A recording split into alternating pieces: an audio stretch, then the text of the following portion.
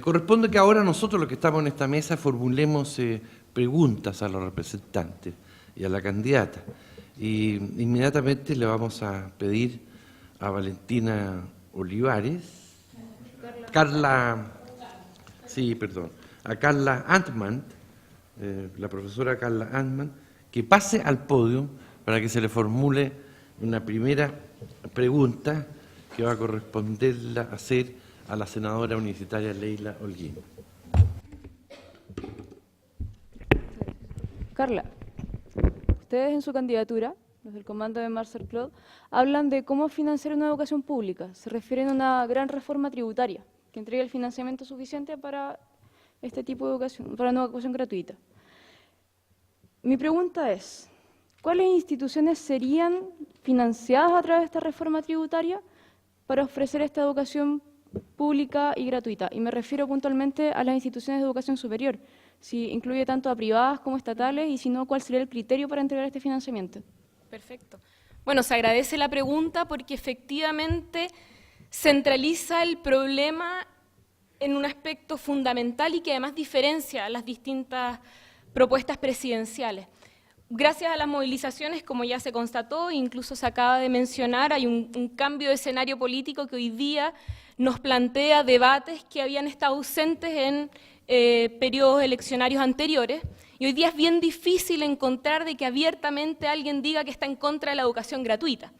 Lo que pasa es que hay algunos que le ponen un pie de página, una letra chica, pero en definitiva la educación gratuita se ha logrado instalar desde el estudiantado como una demanda central y necesaria. Nosotros ante eso entonces entendemos que la diferencia está principalmente puesta en la modalidad de financiamiento estatal al sistema educacional y la rapidez o no con la cual se lograrían alcanzar un sistema gratuito a nivel general.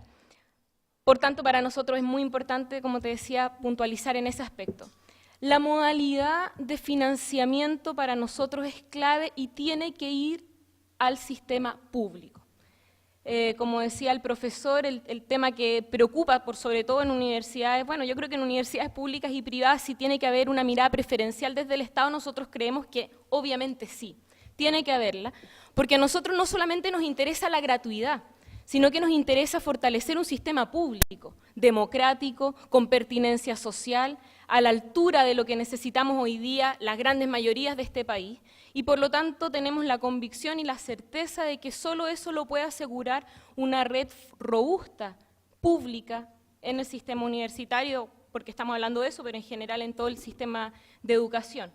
Por lo tanto, las fuentes de financiamiento que efectivamente son, por una parte, una reforma tributaria, pero a su vez también para las grandes tareas de transformaciones profundas que necesita Chile, tenemos que recuperar nuestros recursos naturales, y ese es un aspecto que también va a robustecer el presupuesto nacional, específicamente el cobre, que es emblemático, lo que perdemos en recursos y regalamos anualmente en cobre y que podríamos estar hoy día invirtiendo en educación. Pero todos esos recursos y este aspecto presupuestario tiene que ir a fortalecer la red de sistema público.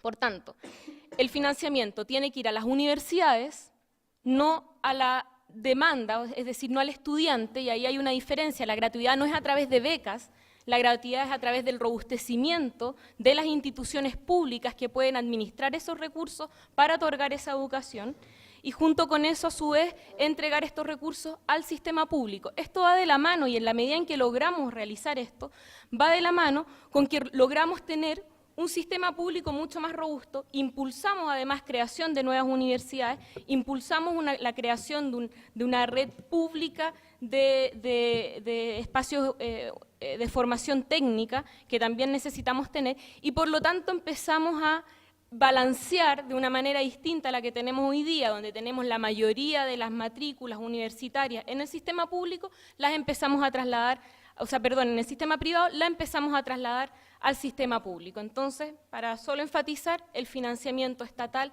tiene que ir a la red pública de universidades, y eso va de la mano con un fortalecimiento de esta red pública y por tanto con apertura de nuevas universidades, con amplitud de la matrícula pública en desmedro de la privada, y con eso lograr entonces avanzar a una educación con pertinencia social. Muy bien, muchas gracias Carla Antman, ella es la representante de la candidatura de Marcel Claude. Y le pedimos a continuación a don Manuel Gallardo que suba al podio para, en este caso, recibir mi pregunta. Corresponde a mí. Bueno, Manuel. Sí, mire, yo he estado leyendo la propuesta de su candidato y hay algo que me parece, y usted también se encargó de reiterarlo, que es la creación de este ombudsman en cada una de las universidades para, bueno, me imagino, supervisar todo, que todo ande en regla. Pero me gustaría mucho saber cómo se genera este ombudsman. ¿Lo instala la propia universidad? ¿Es elegido democráticamente? ¿Lo nombra el rector? ¿O lo nombra el Estado? En fin, eso. Y por otro lado, es que su candidato también está hablando de desarrollar 3 universidades regionales. ¿Dónde estarían estas y por qué? Bien, primero señalar una aclaración al profesor Campuzano. Yo no sé cuántos economistas hay acá, tengo entendido que hay solo uno, que es el señor decano de la Facultad de Economía de la Universidad del Desarrollo. Yo no soy economista, yo soy trabajador social y cientista político, y creo que eso tengo que reflejarlo porque el programa de educación de Ricardo Israel no lo hicieron economistas solamente. Participamos un equipo que tuve el honor de dirigir y la verdad es que hay un tremendo criterio social y no solo un criterio económico. En relación a las universidades estatales, la verdad es que Ricardo plantea la creación de 3 universidades estatales porque entiende a la universidad estatal como un recurso estratégico del Estado para promover el desarrollo de las regiones, la competitividad de las regiones, la formación ciudadana, muy importante por parte de las universidades estatales. Eso es un rol preponderante. La verdad es que hoy día cada vez más los problemas que se presentan en la sociedad chilena tienen que ver con la falta de ciudadanía. Las universidades estatales deben participar en esto. Las universidades estatales deben estar en Aysén, en la región de Los Ríos y en la región de O'Higgins. En esas 3 regiones, en algunas de ellas hay estupendas universidades del Consejo Rectorio, pero ninguna de ellas son estatales. Y como nosotros pensamos que las universidades estatales deben, además, aportar al desarrollo, crear ciudadanos, deben tener un rol preponderante en el desarrollo de la cultura, del patrimonio de esas regiones, indudablemente que en cada una de las regiones de Chile debe haber una universidad estatal. Ombudsman o mediador universitario. La verdad es que esta es una institución que es fácil de encontrar en las universidades de Europa y de Estados Unidos, en las más prestigiosas universidades. Hoy día, ¿qué tenemos en las universidades? Hoy día tenemos cláusulas abusivas en los contratos. Cláusulas abusivas en los contratos. Y esto finalmente, los estudiantes no han descubierto todavía el camino para solucionar este problema. Pero el camino va a ser la judicialización. Y vamos a terminar todos los estudiantes, todos los padres, querellándonos contra las universidades por estas cláusulas abusivas. En consecuencia, nosotros proponemos que a Chile debe llegar la figura del mediador. La figura del mediador que no solamente resuelva los conflictos entre los estudiantes y sus derechos y las universidades, también que resuelva los conflictos entre el cuerpo académico y sus directivos, porque, ¿por qué no decirlo? En las universidades muchas veces los decanos funcionan como señores feudales. Y en consecuencia, ahí el cuerpo académico que no comparte sus criterios tiene problemas. Pero también el personal que colabora en la formación de los profesionales. Y en consecuencia, esos conflictos muchas veces terminan en los tribunales de justicia. Yo creo que no es necesario que entre gente tan culta, entre gente tan llana a la democracia y al diálogo, deban terminar en los tribunales. Y esta figura, que debe ser en la Universidad de Chile, nombrada por el Senado Universitario, debe estar para resolver aquellos conflictos en donde los intereses de unos chocan con los intereses de otros. Muy bien, muchas gracias, profesor Gallardo. Nos deja una tarea al Senado Universitario en este sentido. Le voy a pedir a continuación a Camilo Lagos, en representación del comando de Marco Enrique Sominami, que responda la pregunta que le va a hacer el profesor Hugo Sánchez. Camilo, muy buenos días. Ustedes en el programa de gobierno plantean universidades laicas y gratuitas, como muy bien lo dijiste en tu presentación. Por otra parte, en el mismo programa se señala que este proceso debe ser gradual en relación a la gratuidad y cuando la educación escolar entregue las oportunidades de acceso a la universidad independiente en el nivel socioeconómico y establecimiento de origen. Eso textual del programa. Más adelante, en el mismo programa, propone implementar aranceles diferenciados asociados a la capacidad de pago de los sujetos, y tú también lo mencionaste. Las dudas que se nos generan a nosotros es, ¿a qué se refieren con la frase cuando la educación escolar entregue las oportunidades de acceso? Primer elemento. Y si en este marco los aranceles diferenciados son una etapa de transición o es lo que ustedes entienden como educación gratuita. Gracias. Primero el principio, que lo expliqué bien. Nosotros creemos que el Estado debe recuperar su rol en la educación, terminar con la lógica del lucro y avanzar hacia la gratuidad. Entendemos que este es un proceso continuo. Cuando uno quiere, esto es como los grandes barcos, para llegar en 30 años más a otro rumbo hay que ir girando el timón ahora. Y en ese sentido, ese cambio de la visión, ese cambio del rol del Estado, hay que comenzar a implementarlo ahora. Nosotros hemos dicho que nuestro fin es la educación gratuita en las universidades públicas, laicas y republicanas. Hacia allá avanzamos, hacia allá está destinada la reforma tributaria que queremos impulsar. En el caso de las universidades privadas, lo que hemos planteado es un arancel diferenciado, arancel diferenciado, que tenga un tope máximo de 1/3 del ingreso autónomo per cápita.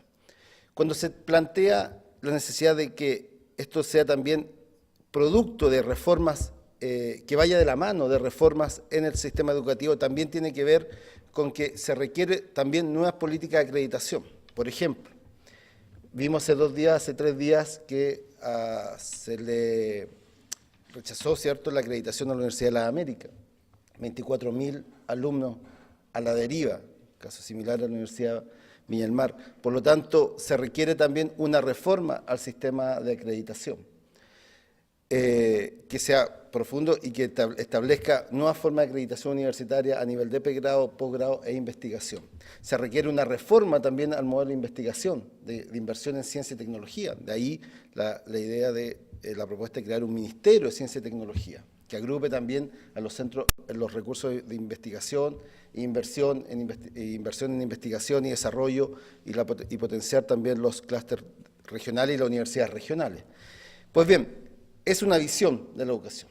Y cuando lo que planteamos es que este es un proceso, es porque también creemos que no es automático. O sea, creemos que es un proceso que tiene que ir, y por eso reiteré y puse un acento en que tiene que ir en conjunto con la comunidad estudiantil, universitaria, académica, estudiantes, que estas reformas no pueden quedar aisladas en el Parlamento, para que después tengamos reformas en las cuales salgan con sus brazos en alto el duopolio nuevamente, como fue con la ley.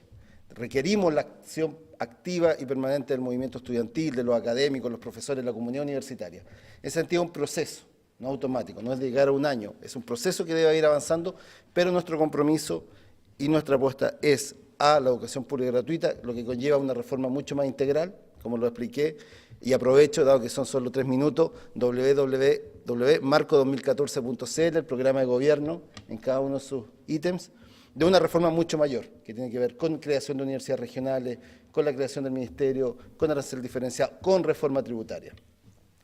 Para terminar, y solo para también poner un poco de polémica, no de polémica, pero sí de... Aquí, Rodrigo, la educación no es, la gratuidad no es la que genera segregación o desigualdad. Lo que hay en este país, la desigualdad está creada por los bajos salarios, por los bajos impuestos que pagan los sectores de mayores ingresos por la evasión. Cuando el 80% de los chilenos, de los trabajadores, ganan menos de 350.000 pesos, no se puede pensar ni siquiera que la gratuidad puede generar desigualdad. Los más ricos son muy pocos. La gran mayoría de los chilenos gana menos de 500.000 pesos. Por lo tanto, no tengamos miedo a asegurar la gratuidad y cobremos impuestos para financiar esa gratuidad a todos los chilenos, porque eso cambia una visión, es una visión de sociedad distinta, donde le aseguramos a todos los chilenos y creamos una sociedad distinta, el acceso a la educación, y nos plantea en igualdad de condiciones y no con el modelo segregacional que tenemos hoy día en pregrado, en la preescolar, en la educación media. Y finalmente, Valentina, yo entiendo que la candidatura de Michelle Bachelet ha recogido las demandas del movimiento estudiantil, y cómo no, si los estudiantes lograron, el movimiento estudiantil logró poner los temas en agenda. Pero qué contradictorio resulta cuando quienes acompañan a la candidata Bachelet son quienes lucran con la educación. Cuando su plantilla parlamentaria tiene personas como Farcas, que lucra con la educación.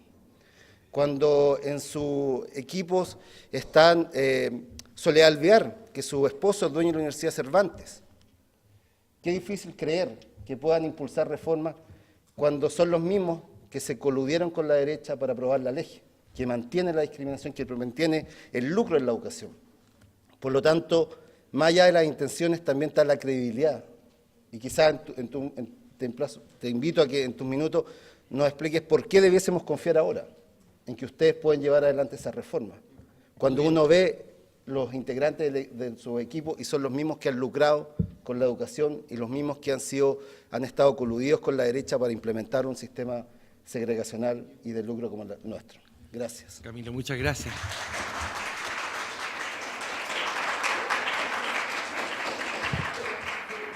Nosotros lo habíamos puesto de espalda a los carteles, eso para que no se nos pusieran puntudos, ¿eh? Pero en fin, le va a poner más calor a este encuentro. Le voy a pedir a Roxana Miranda que suba al podio una hora.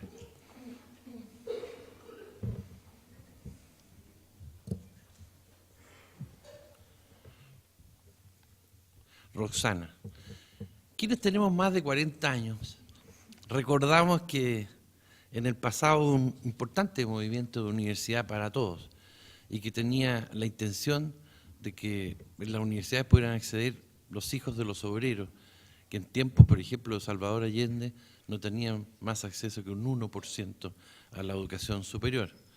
Algo han hecho en las universidades en todos estos años para, bueno, ampliar el universo de los estudiantes, el universo social, económico-social de los estudiantes, pero todavía es muy poco. En ese sentido, incluso los aportes del Estado a las universidades privadas han servido muchísimo para darle acceso a los sectores menos pudientes o pobres, francamente. Usted en su intervención planteó algo de esto, me dio la impresión de entender de que usted era partidaria de que quienes cumplieran, me imagino yo, con la instrucción escolar, pudieran acceder a la universidad sin más trámite que como un derecho igualitario. Bueno, así es. Quería aclarar algo. Aquí hay otra economista y tengo magíster en economía, porque yo tengo 4 hijos adolescentes y de verdad que hay que ser magíster para llegar con 200 lucas a fin de mes, y donde hay que comer y entregar educación. Tengo magíster en economía.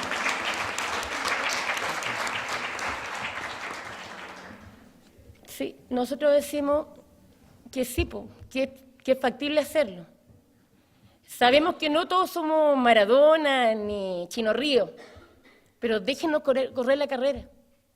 ¿Por qué la plata impide llegar a una universidad o a un colegio? Déjenos correr la carrera y que sean las capacidades nuestras las que nos vayan deteniendo en el camino y bueno, no alcanzó a llegar a la meta, pero nos dimos la posibilidad y todos estamos corriendo la carrera. A eso estamos apuntando. Y es tan simple como decir, queremos que nuestros niños, nuestros universitarios, nuestra gente tenga la oportunidad de salir de la escuela inmediatamente, es el paso a la universidad. Y no tenga que estar los papás pensando en que ya no llegó. Y lo hablo desde el mundo real. En mi familia, ninguno es universitario. Por primera vez mi hijo mayor ingresa a la universidad, endeudado, ahora lo está ayudando su papá, porque es imposible.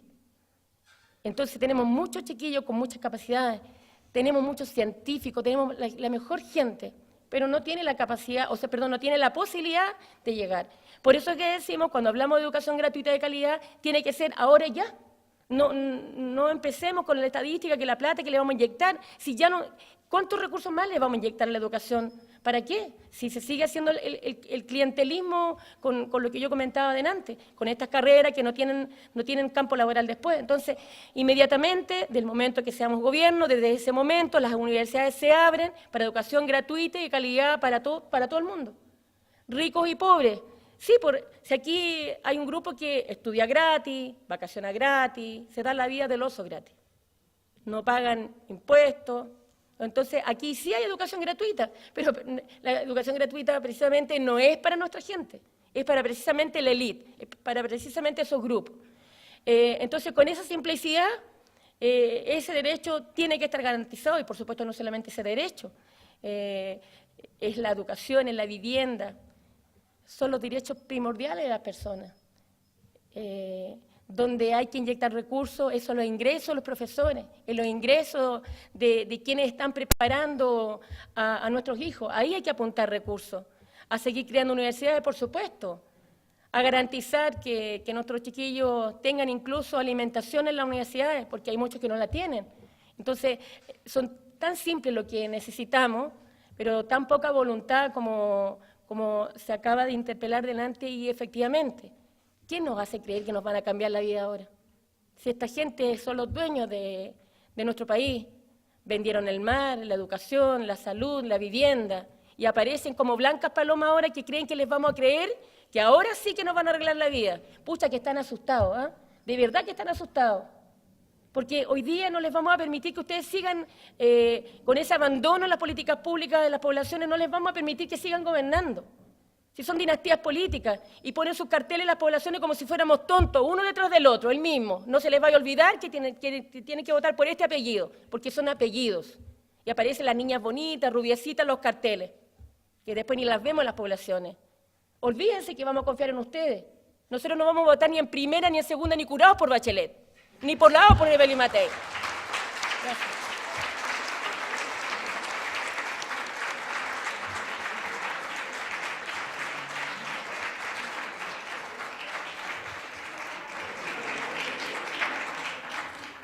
Muchas gracias, Roxana.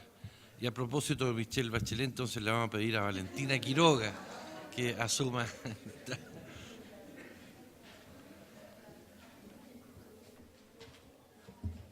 Le va a hacer la pregunta el profesor Jonás Schneiderman. Buenos días, señorita Quiroga. Al disectar un poco su speech, cuando pensamos en instituciones de educación superior, usted aludió al hecho de que exista en el programa la idea de crear nuevas universidades estatales. Revisando el único documento que existe en lo que se refiere a propuestas de educación de la candidata Bachelet, uno echa de menos algunos detalles de lo que debería ocurrir con las universidades estatales que ya existen. ¿Okay? Hasta hace algunos años atrás, la Universidad de Chile, por ejemplo, era una universidad nacional, efectivamente, tenía sedes en todo el país y eso en buena medida permitía garantizar un nivel de estándar transversal a todo el país. No solo la Universidad de Chile, sino que las otras universidades estatales hoy sufren penurias económicas. El Estado actualmente a la Universidad de Chile le entrega menos del 10% de financiamiento y eso ha llevado un poco a que para poder autofinanciarse haya una distorsión del quehacer universitario para poder garantizar recursos. Entonces, mi pregunta se refiere ¿no sería mucho más lógico fortalecer las instituciones existentes en vez de crear nuevas instituciones? ¿Por qué razón no se ha propuesto una política para las instituciones superiores existentes? No existe en ninguna parte del programa. Bueno, voy a partir tengo más de una pregunta que responder. Sobre las universidades estatales, el programa que está publicado en la web habla de financiamiento potente a las universidades estatales. Y nosotros hemos planteado hacer las dos cosas. Esto no solamente por plantear, ¿cierto?, la creación de nuevas universidades estatales en 2 regiones donde hoy día no existen. No hemos dejado de lado, ¿cierto?, lo que ocurre hoy día, o sea, con las universidades estatales actualmente existentes. Y en ese sentido nosotros hemos planteado fuerte financiamiento basal a las universidades estatales. El diagnóstico que tú haces es muy certero. Hoy día la Universidad de Chile, ¿cierto?, menos del 10%, yo al rector, ¿cierto?, en varias oportunidades en las discusiones del presupuesto lo he escuchado sobre la situación financiera de la universidad, y eso es algo que a nosotros nos preocupa de sobremanera, y por lo tanto nosotros queremos avanzar fuertemente en que el financiamiento público recobre, ¿cierto?, un nivel de preponderancia importante dentro del financiamiento de la educación superior y principalmente en las universidades estatales. Por lo tanto, hemos propuesto un financiamiento basal para esas instituciones y además un incentivo, no un incentivo, sino que además otro financiamiento, ¿cierto?, por sobre a las estatales regionales, que tienen, ¿cierto?, otras dificultades a veces para llevar profesionales a regiones, que no es lo mismo a veces que la situación que enfrentan las universidades en Santiago. Junto con esto, también hemos planteado el tema de la gratuidad, que, ojo, el tema de la gratuidad, por supuesto, ¿cierto?, que va a aplicar a las universidades estatales, pero esto no es recurso contra nada, esto es recurso contra compromiso, ¿cierto?, que deben asumir las universidades, en donde sin duda los temas de gestión interna tienen que estar de la mano. Por supuesto, por ejemplo, los temas de fijación de aranceles. O sea, hoy día uno no puede, ¿cierto?, financiar lo que hoy día es como casi un saco sin fondo en educación superior. Nosotros vamos a hacer un tremendo esfuerzo monetario y por lo tanto nos vamos a asegurar, ¿cierto?, de que esos recursos van, ¿cierto?, hacia donde queremos y a cumplir los objetivos que hoy día estamos promoviendo. Así es que refuerzo la idea que mencioné en delante, que para nosotros la educación pública es un pilar fundamental de la reforma. Y no solamente en temas de propuestas, ¿cierto?, de programas de apoyo, sino que fuertemente en financiamiento.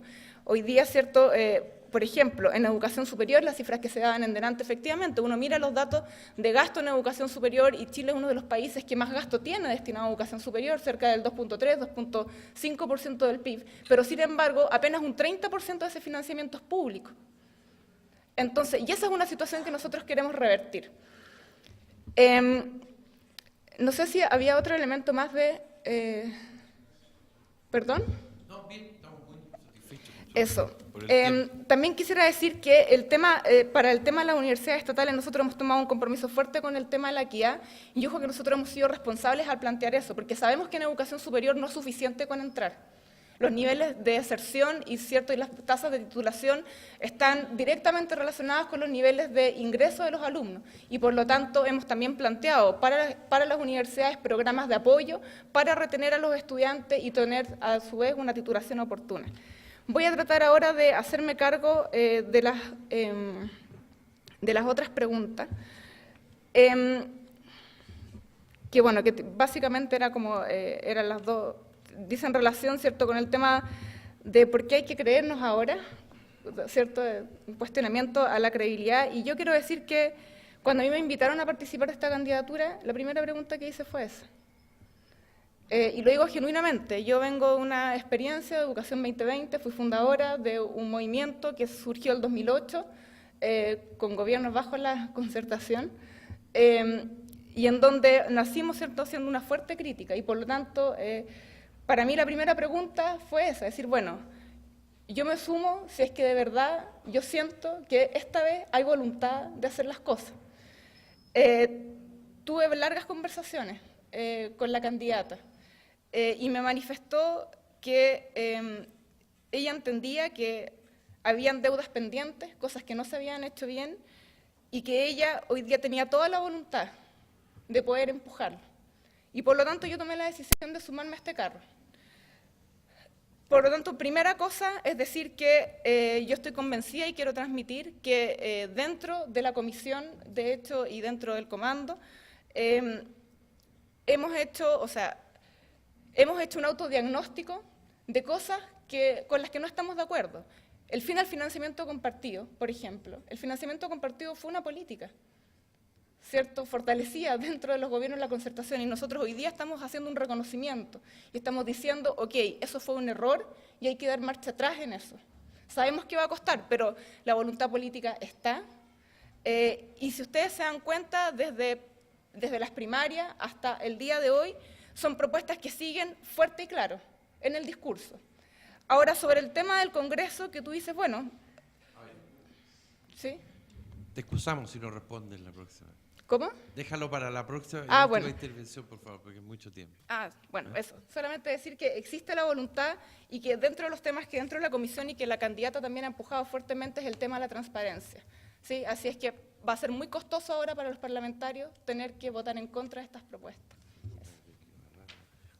Muchas gracias y vamos a solicitarle, bueno, al otro economista del podio, al profesor Rodrigo Castro, que también enfrente la próxima pregunta que le va a hacer el profesor Hugo Sánchez del INTA y senador universitario. Rodrigo, en relación a lo que ustedes plantean en el programa de gobierno, se dice mayores aportes a becas y apoyo a estudiantes, como tú muy bien lo dijiste en la presentación. Por otra parte, un mayor aporte para que las universidades atraigan a los mejores investigadores y para la provisión de bienes meritorios.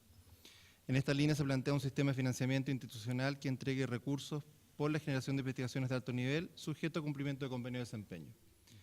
Claramente uno observa en el programa de gobierno que todas estas iniciativas de financiamiento están asociadas a desempeño.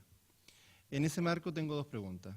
Una, si se mantendrá el compromiso del gobierno actual de aumentar en un 50% a la AFD en 10 años, que fue un compromiso que se tomó anteriormente, y cuál sería la función de la AFD, del aporte fiscal directo, en el marco de estas reformas que ustedes proponen. Bueno, gracias por la pregunta, profesor Sánchez.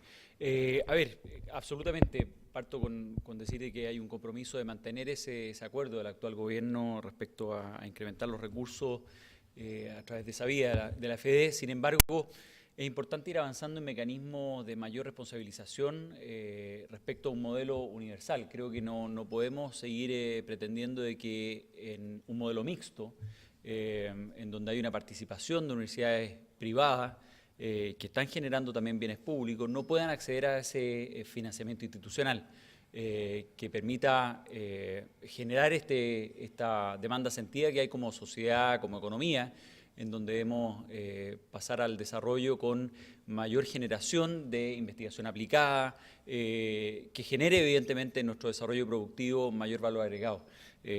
Por lo tanto, el rol que deben cumplir todas las universidades, no solamente aquellas estatales o que son parte del Consejo de Rectores, es fundamental. Y aquí, cuando hablamos de convenio de desempeño, es evidentemente tener métrica que permita medir ese impacto en términos de los recursos que se aporten por parte del Estado y que todos nosotros estamos también apoyando, tengan un mayor impacto a través de diferentes mecanismos.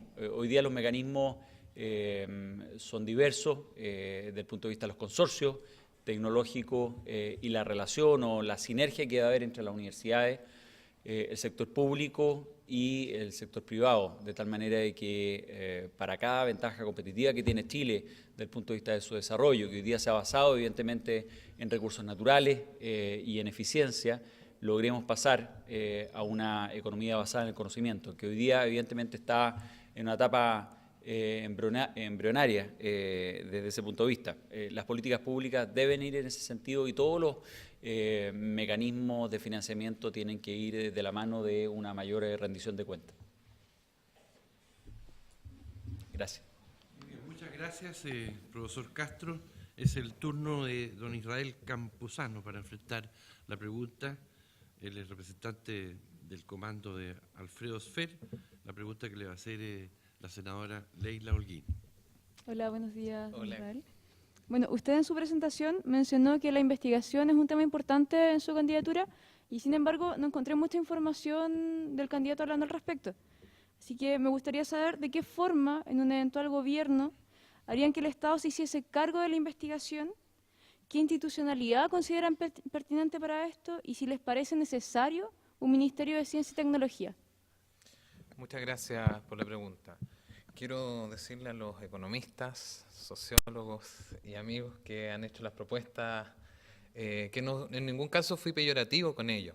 Yo solamente quería ilustrar que los profesionales de la educación no están preparados, suficientemente preparados en general, para poder asumir estos desafíos. Eso fue lo que yo quise expresar, que lamentablemente es así. Por eso también mencioné que había que alargar la carrera docente y nivelar. Y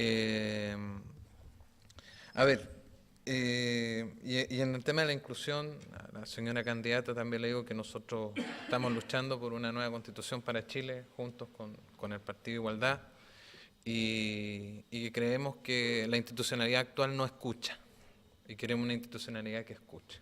Eso para aclarar un poquito lo que se había dado en el panel. Investigación. Sí. Creemos que es necesario un Ministerio de Ciencia y Tecnología. Incluso pensamos que podría estar unido al Ministerio de Educación, como es en otros países, ¿ya? Eso se da en otros países. Medidas. Necesitamos un programa de formación de capital humano avanzado. Primera medida. Segunda medida. Necesitamos fortalecer la institucionalidad para el desarrollo de ciencia y tecnología. Tercera medida, fijar criterios inclusivos, también con los magísteres en economía de las poblaciones, de San Bernardo, del Bosque, de La Pintana. ¿Cuáles son los criterios para el desarrollo científico y tecnológico de Chile? Los pescadores también saben, ¿ya? Los agricultores también saben. Y ellos también tienen que estar insertos en la determinación de cuáles son los criterios donde se va a desarrollar ciencia y tecnología. Hoy día se están llevando algunas empresas el cobre en pelotitas de tierra a Australia y no lo procesamos acá. No es que no tengamos la capacidad, estamos perdiendo plata ahí. Y hace mucho tiempo que se viene diciendo que vendemos cobre, compramos los cables, y etcétera, etcétera. Y eso no se ha podido nivelar porque no se ha podido fomentar la formación científica, capital humano, y no se ha podido tampoco fomentar la creación de campo. Por eso la institucionalidad también tiene que crear campo. Tecnologías e innovación. Necesitamos enfocar la tecnología e innovación. Hemos dicho en las regiones, hemos dicho que tenemos que hacer un catastro de cuántos son los fondos que se están invirtiendo en regiones. El único ministerio que hemos descubierto que está regionalizado es el Ministerio del Interior. Los demás ministerios no tienen presupuesto regionalizado. Si nosotros hacemos un diagnóstico de aquello y podemos ver cuánto del porcentaje podríamos llegar a un 60, un 70% de presupuesto, también hablando del Ministerio de Educación, ¿cierto? Y los otros ministerios que están involucrados, para poder invertir en desarrollo e innovación en regiones, con foco regional. Fortalecer la relación universidad-empresa, como es en países como Estados Unidos. Hoy eso está débil en Chile. Eso no tiene los mecanismos institucionales y tampoco tiene el financiamiento. Equipamiento de infraestructura, mejorar la educación en ciencia y tecnología a nivel básico y medio. Y finalmente, alfabetización en ciencia.